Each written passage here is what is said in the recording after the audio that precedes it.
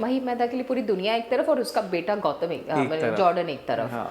तो मेरे सारे सीन्स वाज बिकॉज उसके माइंड में it's only, so I always take it as a blessing कि मैंने जस्ट उसके पहले एक प्लान किया था कि भगवान what have you decided, I mean are you giving me some good meaningful work and this they came themselves to meet me, like, you know, saying hi, I'm Ravi Dubey. Comeback के बाद जब आपने तय किया कि अब comeback करना है, तो what was your first show, कैसे आया और क्या कुछ हुआ, मतलब प्रोसेस बदला, ट्रायल्स, ड्रेसिंग या ऑडिशन लिया गया, क्या हुआ? Hey, my comeback show was a reality show where I was a judge, thankfully. So I didn't have to do any audition. I had to take audition. So it was my comeback show. So it was nice and it was good to be back on stage. I enjoyed, like, you know, stage पे dance करना and all that stuff. मुझे बड़ा अच्छा लगा. And उसके बाद that was, so लोगों को पता चल ही गया था उसी से that I have come back and I'm again working in the industry. So उसके बाद फिर मुझे भोजपुरी फिल्मों का ऑफर बहुत सारे आए, but I was very choosy at that time. मैंने कहा बिकॉज व्हाट हैपेंस यहाँ पर अनफॉर्चुनेटली पीपल थिंक दैट शादी हो गई है तो यू नो शी उस हिसाब से काम नहीं, भाभी का रोल ये वो. मैंने कहा लिसन, मैंने कहा don't come to me with this kind of project. मैंने कहा मेरे पास वही प्रोजेक्ट्स लेकर आओ जिसके लिए आई एम इम्पॉर्टेंट. मैंने कहा I just don't want to be a character in the film. मैंने कहा I don't mind doing a भाभी, लेकिन वो भाभी फिर वो फिल्म पूरी भाभी की होगी. मैंने कहा फिर वो फिल्म पूरी भाभी की होगी. मेरी पहली फिल्म में मैं भाभी बनी थी रवि किशन की. करेक्ट. विदाई इतनी बड़ी हिट फिल्म होने के बावजूद मेरी immediately second film was Balidaan with Ravi ji, जिसमें मैं रवि जी की मम्मी का रोल कर. So for me characters, playing characters is not, it's not problem, but for me that is the only character in the whole film that is important. मेरे लिए वो important है. For me it doesn't matter. तो लोगों ने मैंने कहा कि लेकर आओ फिल्में, भाभी चाची जो भी बनाना है, नानी बनाना है, माँ बनाना है, व्हाटएवर, बट फिर वो फिल्म मेरे ऊपर होगी.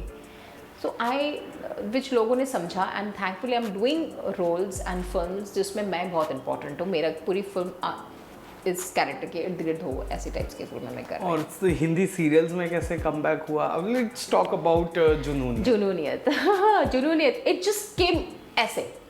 रात के 12 बजे things just came. I just landed from Kolkata. We had gone on a holiday, me and my husband. We just landed from Kolkata. On the way we have not even reached home and I get a call from the casting director Ashish. He's like, ma'am, are you free? I said, for what? And normally मैं 10 बजे के बाद I don't take calls. I don't know what made me take the call. I said, I don't know, if somebody is calling me this hour, I don't know, maybe it's important. So I just called and it all started from there. रात के 12:30 बजे I'm talking to Sharman Jain regarding the character and the project and everything. Oh, you have to come, please come. Then next day 6 o'clock morning I flew to Chandigarh and I'm shooting. So it just came like that. It's all of a sudden as if भगवान ने मेरे गोद में ला के दिया है. So I always take it as a blessing कि मैंने just उसके पहले एक प्लान किया था कि भगवान what have you decided? I mean, are you giving me some good meaningful work? And this phone comes. You know, so it was a connection between me and my God. So God just gave it to me on my lap. It just came on my lap like this and I had to take it because I know that He has decided for me and everything's going to be fine. How's working with, you know, Sargun and Ravi as a producer? वो कैसे, क्योंकि वो लोग actor भी रह चुके हैं. I can't believe that, you know, they are so down to earth producers. And let me just interrupt you, क्योंकि जब आप सुपरस्टार थे तो ये दोनों स्ट्रगल कर रहे थे. Let me tell you this. Yeah. Okay. So when you were like, Rinku Ghosh was the name. Ravi just started. He got his first show.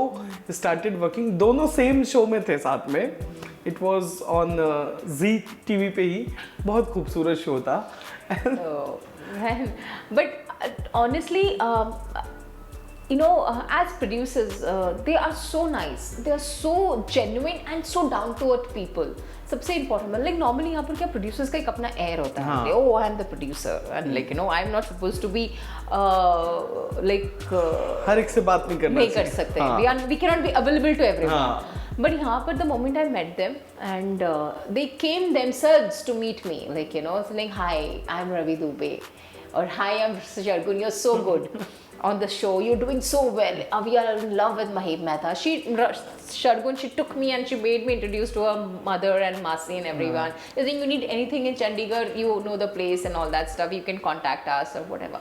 They were so nice and so helpful, and they made us feel, not only me, like they made us, the entire star cast, feel so much at home. You know, like they felt like, you know, they gave us that warmth. Space दिया। Yeah. अच्छा, and ये जो दोनों नए लड़कों के साथ आपने काम किया, Gautam and then Ankit, who do you find कि यार इसमें बहुत ज़्यादा पोटेंशियल है, मज़ा आ रहा है काम करने में इसके साथ? सी, अंकित के साथ मेरे बहुत सारे सीन्स नहीं हुए हैं, मेरे बहुत कम सीन्स हुए थे। मोस्टली मेरे सीन्स हुए हैं गौतम के साथ, बिकॉज मेरा डायरेक्ट कनेक्शन उसी के साथ है, बिकॉज महिब मेहता के लिए पूरी दुनिया एक तरफ और उसका बेटा गौतम जॉर्डन एक तरफ। हाँ. तो मेरे सारे सीन्स वाज बिकॉज उसके माइंड में इट्स ओनली, उस सबका जुनून इज डिफरेंट एंड हर जुनून इज हर मेरा बेटा। हाँ. बेटा, तो उसका सारे central of attraction is only the sun. तो मेरे सारे सीन्स उसके साथ थे, गौतम के साथ। So I really enjoyed my scenes with Gautam because he was also an actor. Like, you know, he like हमारा जो 1-to-1 scenes होते थे ना, तो we would like just it would be so nice. I used to enjoy a lot. मैं मुझे बहुत अच्छा लगता था जब गौतम के साथ मेरे scenes होते थे, because he would also come full prepared. I would also go full prepared and अच्छा लगता था। Like that was a very good thing. मेरा कुछ scenes उसके साथ बहुत अच्छा था। I enjoyed my lot of scenes with him. Because सारे सीन्स मेरे मोस्टली उसी के साथ ज़्यादा होते थे। ओके, आखिरी सवाल for this segment, I just want to ask कि अब आपको कैसे किरदार करना है? यू नो, एक वक्त था 19, 20, 16, 17 साल की लड़कियों को लेकर टीवी सीरियल में लीड बनाया जाता था। आज वो स्टीरियोटाइप टूट चुका है। Like Rupali Ganguly is working, you know, there are few, Sakshi Tanwar का कमबैक हुआ, तो देयर आर लाइक, अब एज और बॉडी रहा ही नहीं है, अब किरदार और लिटरली कहानियों की बात हो रही है। तो कौन सा ऐसा कहानी इस वक्त टीवी पर चल रहा है जिसे आपको देखकर लगता है काश मैं इस कहानी का हिस्सा होती, या ऐसा कुछ मैं वेट कर रही हूँ, मुझे ऐसा कुछ करना है? बड़े अच्छे लगते हैं। It was definitely good. Sakshi Tanwar वाला, it was very nice and I would love to do something like that. I would love to play leads where I am of my age, where my age is the lead, you know, something that ways. And so story बहुत कुछ हो सकता है सोचने के लिए। It's just that you just need that thought process to make that kind of, you should be more I would say उतनी हिम्मत होनी चाहिए कि उस तरह से वैसा एक story like Anupama, somebody made that courage to make a story on that woman, of a woman who's 40, who's got 3 kids, you know, जो हीरो हीरोइन के एज में हैं, but she is the main lead, she is the heroine. So वैसा I think that is very important. So it's good that I'm happy that, you know, वो सारी चीज़ें वापस आ रही हैं, क्योंकि उसके बाद there is one more show started of with Karuna Pandey ji called Pushpa Impossible. She is also a mother with 3 kids and she is fighting her own battle. She is a single mother now. So ऐसी कहानियाँ वापस आ रही हैं, और उन कहानियों के साथ ना हमारे, I don't know whether I should feel proud to say this or it's very unfortunate to say this, खोए हुए सितारे वापस आ रहे हैं। Absolutely. You're absolutely. I'm so happy that पुराने आर्टिस्ट, पुराने जो very good artist, हाँ, जो कहीं खो गए थे because of this new generation thing and this new you know, this storytelling का तरीका सा, हाँ, yes. But now people have become mature. Otherwise Anupama को इतना प्यार नहीं मिलता if they didn't wanted to hear or if they didn't wanted to see a new mature story. Correct. You know, so they wanted कि थोड़ा सा कुछ अलग one. Audience always love different things. You know, they always love. It's just that you need to give them. Correct. They just need to have that taste of, you know, वो है, but you just have to relive their taste again. Like, hello, you like it, you remember? हाँ. You know, something like Saas. Remember जो उस time पे नीना गुप्ता जी का वो serial था? Yes. Like it was such a good serial that she was, आज से नहीं चल रही, वो तभी से चल रहा था. It's just that over that period of time वो कहीं खो गया. हसरतें, सास, they were such good serials. Correct. जिसमें Shefali Shah and all that stuff. So तो ऐसी serials बनेंगी, and of course artists like us will also get good work, and not that we are not getting good work, we are definitely getting very good work, but the audience will start seeing us more.